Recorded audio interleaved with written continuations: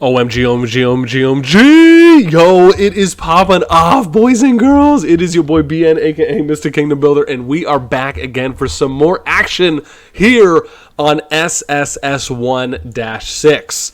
So there's a little skirmish that's happening right now over here between -GG and THK on the northeast. There is a big flag right here with a lot of -GG members, and you have THM and THD who is up here, and it looks like they're starting to slowly make their push to get a little bit more. We're going to try and bring you this action because I'm assuming it's going to be popping off like hot potatoes pretty soon. And as always, I'm excited to cover as much PvP as humanly possible.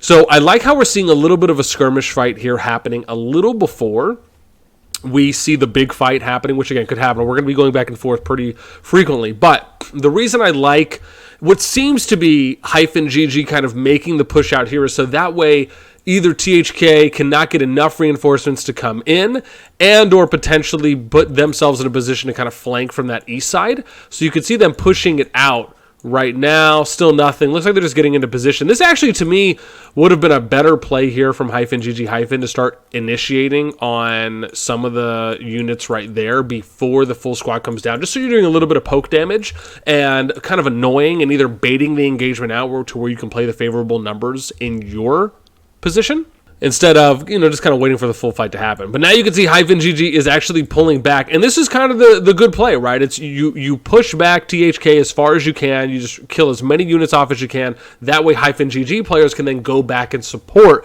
the main force of -GG.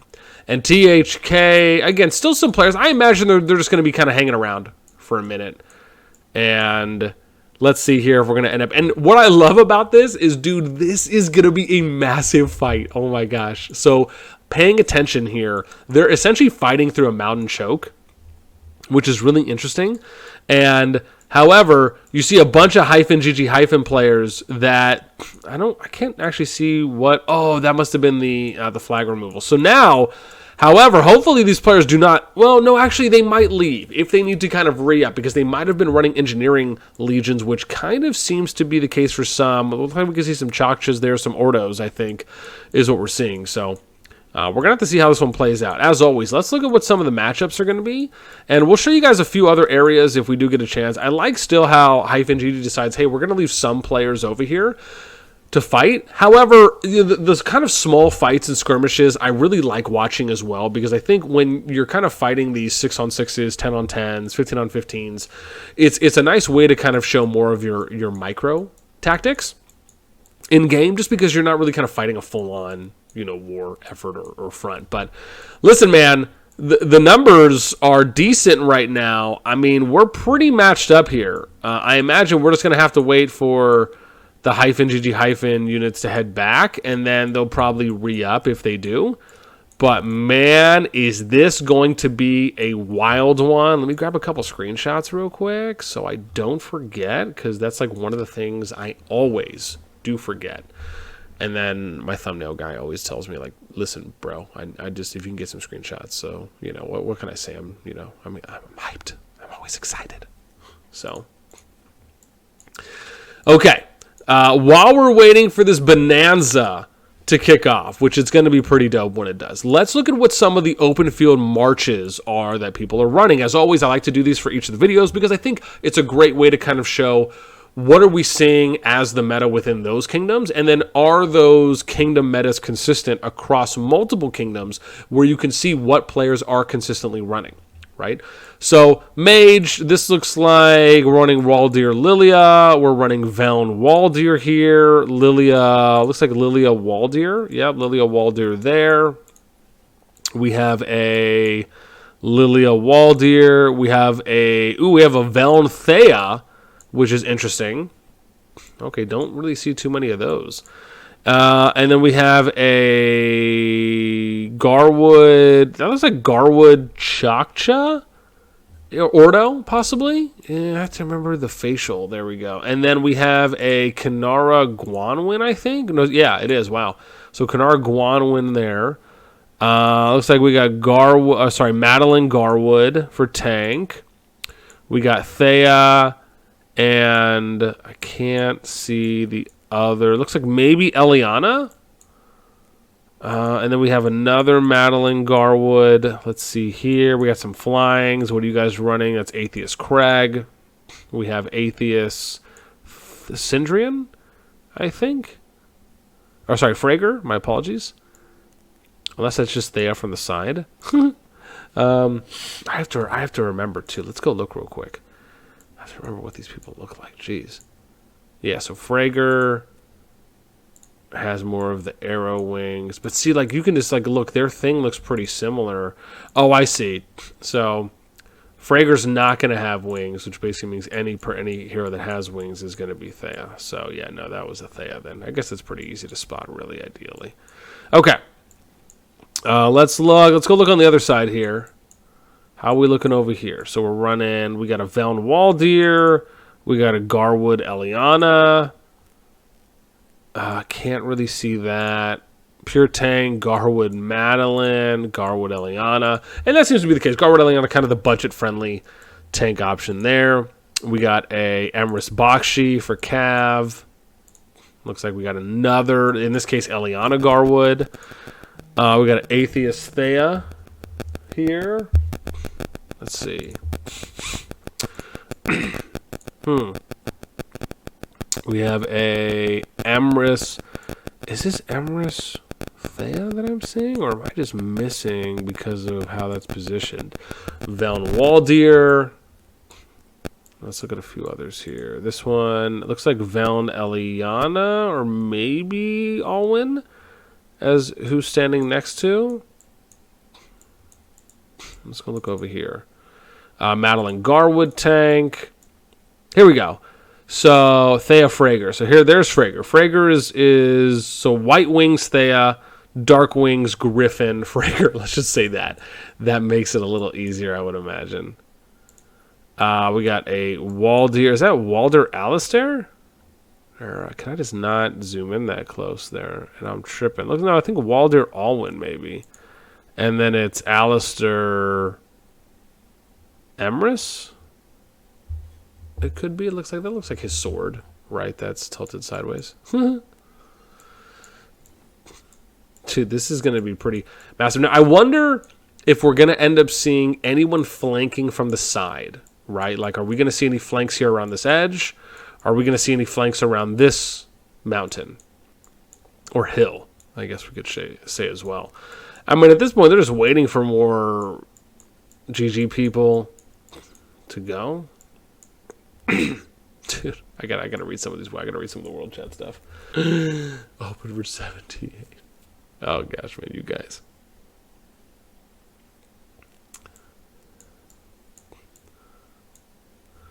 Some of this standoff we got going on. Always nice to get some high quality H2O in the system. All right, let's see, man. I mean, listen, whenever it starts, it is going to be massive. We know that much. Yeah, see, these, and I want to point out, these are the fights that I like watching. I like watching fights where people are able, and it doesn't mean that I don't like watching the others, but I like when two sides can kind of bulk up, build up their forces, or gather their forces more appropriately, and then go out and do your big war. Right? Like, for me, that's incredibly enjoyable. Sure, the real-time back and forth of after the war starts, then you're just kind of, who's replenishing as quickly. Like, I like those types of real-time strategies as well, as far as kind of post initial engagement. But being able to have an initial engagement, to me, is it's just exciting when you can see. I mean, you got to think about it. They probably have what, 60, 10. I mean, maybe 70 legions here. Right? On the other side, you're probably looking at about 50 legions, 50, 60 legions, right? I mean, again, man, that's a lot. I should be like, should I do a countdown?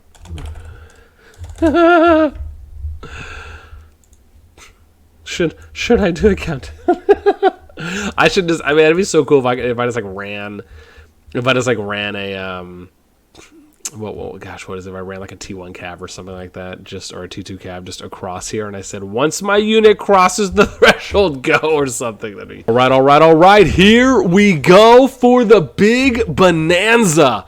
right now at the choke. Let's see if we can... Ooh, this is actually really good that we can get out a little farther now. Let's see how well the client holds up here for what could be an incredible amount of lag. But I don't think so. We've been actually pretty good so far with being able to kind of hold up on our own. So this is massive fighting, though. So I'm curious what the strategy, if there is one, as far as when it comes to sending in some of the tank units. I don't really know why THM would be sending in that Kanara right there. That didn't make a lot of sense to me. Ooh, dude, that was pretty sick with the knockback there. Was that the Earth and Judgment that went down? Oh, gosh. Frost Barrier, being able to take a little bit of immunity. That's something typically you would see kind of a tank being ran a little bit more so when you're kind of going to CC, kind of pulling and drawing attention going in. Are we seeing some flanking that's happening? Interesting, interesting, interesting. So we have some more GG people that are coming up. We got a little bit of flanking there on the west side. Again, some of the names are probably going to pop out or come in and out of focus, which from what we've seen is pretty normal. Shadow games, double, triple shadow games being thrown down there. Maybe a little bit of flanking. Looks like a little fighting that's still happening over here too as well on that eastern flank from the past. Let's go head right back here into the action. I just want to point out, wild. Oh, dude, another one. Oh, man, I knew I shouldn't have moved away. That's the one thing we're noticing is that it seems like having to kind of hang out and not move the camera when the fighting is happening, so that way we're able to see exactly. And now you're starting to see, as we kind of hang out for a bit, now some more of the names are coming into focus. So that's something that we'll take into consideration for next time. So we're going to be able to actually see or have a higher chance of seeing what artifacts specifically are being used, because I still don't have them. I still don't have every single one memorized for its animation, even though I try to look at them every day. Okay, so let's see. Looks like, let me see what we have going on. Burst Strike being thrown down, Swiftness, Divine Mercy. Nice to get that. I think Divine Mercy, if I remember correctly, is the, I was going to call it, not the tank, but it's the shield. I believe it's the shield buff there for up to a certain amount of units within a friendly field of range. I'll have to double check on that. Another Frost Barrier that was just getting thrown down over there. Looks like from Chidion, right? That's the one where you have the immunity for, I believe it's 4 or 5 seconds at max. Let's see what else we got there. Heart Shot right there, or at least what it looks like might have been right around there. I believe that's single target DPS. And let's see, Burst Strike being thrown down there from Eliana. Man, and this is the cool thing when you're seeing a lot of the fighting, right? Look at this. You got a lot of Chakcha primaries with Eliana secondary. Let me see here. You can see we got some Lilia's primaries, some Waldir primaries. We got Thea over here, Velm. Even on the opposing side. Dude, look at the flanking, though, that's happening right here from at least a few TH members. Not bad at all. Again, I like to, guys are even coming in over the mountains. Now, flying for me, I just, and we've talked about this before, right? My view on flying is you should be using these units to go out and flank. Is essentially not necessarily kind of fighting straight up fights. Again, maybe if you're coming in as like a secondary force or something, I think that could be okay. But I just like the idea a little bit more of them using them in a way where it is a little bit more of a kind of flank approach instead of necessarily kind of a straight up fight. So again, we're still seeing some replenishing coming in here from the... Oh, wow. Is that Forbidden is now coming down here? So in assistance of helping TH? Oh, wow. Now we can see a lot more names. Dude, Thunder Rock being thrown down. Where is it, though? Oh, I don't know. Where is it? Over here? A little bit of fight happening over here, too, as well. I don't see the rock. Oh, there we go. Beastmaster LPZ coming from THM, throwing down. TH now pushing out a little bit more from GG's or hyphen GG hyphen's position, along with hyphen GG from the choke point here, pushing out southwest and southeast around these elite chests. Beastmaster for LPZ on the Thunder Rock from THM, doing some work, trying just to separate. And really, that's kind of the approach here, right? You're throwing down any of your behemoths, and the idea there is, let me try and disrupt a little bit, cause some separation and some splitting, which, again, is also happening to THM because they kind of have to choose which side that they do want to go down. But, man, this is pretty awesome. I mean, again, having a good fight there, what seemed to be some nice kind of sustained, at least for a short period, PvP before you kind of started seeing what direction it was going to go in. Hyphen GG hyphen still holding off that flag. However, I think THM/Forbidden is probably going to end up pushing them down a little bit more. I wonder why the names are showing up in black for me, though, if there's something there. And I'm wondering why I'm seeing so many. Like, I see Hector. Unless I'm just confused on this one. Hopefully it's not glitching by any means, but this is pretty intense. I see 4 of pretty... I mean, this is interesting. Hector, but I'm seeing... Which shouldn't be possible, right? Having the Chacha Eliana shouldn't be able to run dual. We got 3 of them here. Really interesting. Sorry, 5 over here as well. 6 now, 7. Wow. Unless it's just a name glitch, which I guess maybe it could be. Let's do this. Let's go back to the city, and then we're going to go back to the fight. I'm just curious if that will fix it. Unless, honestly, this could be something more along the lines of a system restart. Oh, interesting. I can still see the names, too. That's so wild. Wow. Well, someone will have to let me know what happened. Hopefully we didn't break it. I mean, again, with that amount of units on the screen... I mean, who knows, right? I'm actually happy the client didn't crash, and we were still... I mean, sure, some of the names, like we talked about, went off. Some of the text went off. We weren't able to really see everything. And then, again, LPZ still doing some... was doing some work there with the Thunder Rock, and, like we said, kind of forcing members a little bit more out of position from the opposition there. -GG and -GG- looks like they are... I want to see... I mean, again, it looks like they're still getting pushed. Again, dude, I love THK's resilience here on this kind of eastern flank, where they're just constantly going in. Oh, there we go. One of those units moved, but no one's... I mean, unless this is an actual unit, which it seems like it is, and it's probably just a name glitch, essentially, that's happening. Are they pushing them off? Oh, they did already. So they pushed them off of the building. Now it's kind of a little bit more spread out of a fight. K. James hitting... the shadow games there. Steady shot being thrown down there from Atheist on Bloodsin, or from Bloodsin. And then I wonder what this is, right? This is Darkling. Oh, I see. And then the name just disappears. That's so weird. So, yeah. Maybe it is some type of lag situation that's happening.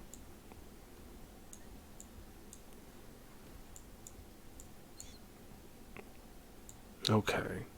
Let's see here. THM. I mean, for the most part, TH, or the 7TH family, has pretty, I would say, good positioning control right now when it comes to kind of that choke point. Still applying pressure. I probably would even push this a little bit just to keep applying the pressure because you have numbers. And you don't necessarily want THK over here on the east side to kind of go in by themselves. Of course, they shouldn't be, right? You should be kind of be doing coordinated pushes, or you should be poking, trying to always hit the units that are the most overextended right before you potentially engage in kind of full-on fights or battles. Even here in this situation, I mean, again, 7TH having a little bit of the numbers advantage, right? This is where you would kind of go in. You focus units down one by one. I like how you see Bloodsin, Nasus coming in from the west just to do a little flanking. I think we're at 4 or 5. What I need to do eventually, I just need to have a yawn counter during the day for when these things happen. Let's see here. What else is going on? So 7TH, again, extending just a bit here. I don't know if I would go all the way down there. I would reposition probably somewhere around here, close to the rock. And then same thing with 7THK, right? I would probably start a staging area maybe somewhere around here. And then, you know, you collect some units and then you go in. The one thing you don't want to do is overextend too much to where you then lose out in your numbers advantage, having a lower ratio than they do, and then you end up taking the loss. Right, that's one thing you want to be cognizant of because, again, you lose faster for those units that are overextending, and you're getting more damage dealt on you than you're dealing on them. Because you have to understand you're essentially at that point kind of fighting 10v1s, 10v2s, etc., that are just, again, not in your favor numbers-wise. Looks like videos end up getting taken down there. We got, again, 7TH still actually pushing in a little deeper here into the territory. I like how this guy, Booyon, just goes right back on there. Nice little ripe hit. Unless he's running like counterattack build and specifically doing that in a way where it's meant to just inflict as much counter damage as possible. I have seen some people running those on flag builds as well with that comp. This Hector El Crade, this legendary thing, is so confusing to me. I'm sure we'll figure it out eventually. How we looking? Looking okay. Where are we at on time? Almost 25 minutes. Not doing bad.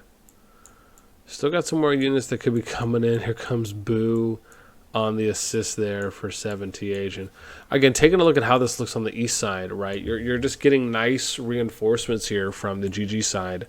And again, turning this tide a little bit more in their favor, at least for this side, at least for that eastern front. And with them just having a few more numbers advantage, right? Better ratio distribution, or at least comparison to the other side, right? That is going to set you up with nice advantages. I like how LPZ just is chilling. He's like, dude, I can't leave the nest. It looks like next big engagement happening here through this choke west of the elite raids, or sorry, elite chests there for, can't remember what the tier level is. Oh, it is elite. So the dark chest elite tier is what I should say. Now here, this is one of those things where this kind of favors GG because you have 7TH that's just chilling here in this choke point, and because they're overlapping their units and just condensing really tightly, it's going to allow for GG to basically deal a lot more AoE damage onto them than they can do on to GG. So in this case with 7TH, I probably would have spread out and just been like this, right? Make that arc and then go ahead and attack based on kind of where the center or the focus field is for your opponents.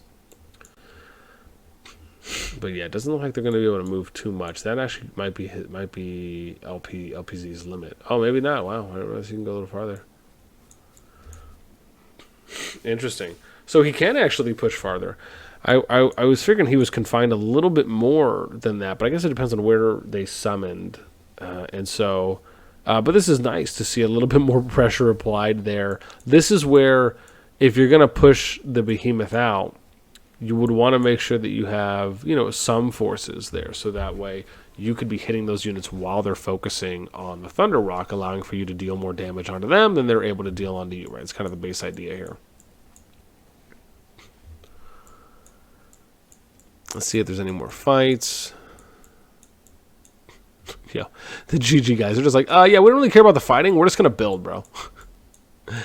Oh, gosh. I mean, don't get me wrong, not the worst idea, but that's not to say it's a bad idea. It's just usually if there's fighting going on, you would typically want to drop whatever you're doing and then join the fight, especially if you're on and you could be on to engage and you want to, right, rather than just kind of logging on, doing your daily, sending troops out to gather or legions out to gather, right, and then whatever else may come of it. So it doesn't look like there's any more resistance here on this east front. From what we're seeing, so that's not bad. You got some units that are just spread out a little bit. Looks like 7TH or THM kind of compiling again for another push. LPZ applying some pressure still, but the only one there. I don't know if I would keep the Thunder Rock there unless it's just kind of already at its final hour. Then we'll see. Otherwise, regroup and then re-engage would be my call. That's kind of what you're seeing them doing a little bit here. You know, retreat the Thunder Rock, either pull your opponents in to try and keep hitting the Thunder Rock, and then you look for some counter engagement opportunities, or you just wait, like we said, until you have another big force, and then you re-engage and go do some more PvP. All right, all. Well, I don't know exactly when we're going to be seeing the next engagement, and I could sit here probably all day, but in hopes of not having the longest videos going forward, let me go ahead. I'm actually going to stop it here. I'd love to hear your thoughts. What do you guys think about this engagement? I love the fact that we're seeing kind of better, or I don't know if I say better, but just more long-term sustained PvP here in SSS1-6, which has been great to watch. I'm happy we were able to catch that ginormous fight, which was just massive and awesome. And again, would love to hear what you guys think from what you noticed, from anything that I had mentioned, right? If there's any thoughts or feelings, agreeing, disagreeing, right? Whatever else it may be, let me know in the comments down below. That's going to do it for me. As always, until next time, I will catch you later.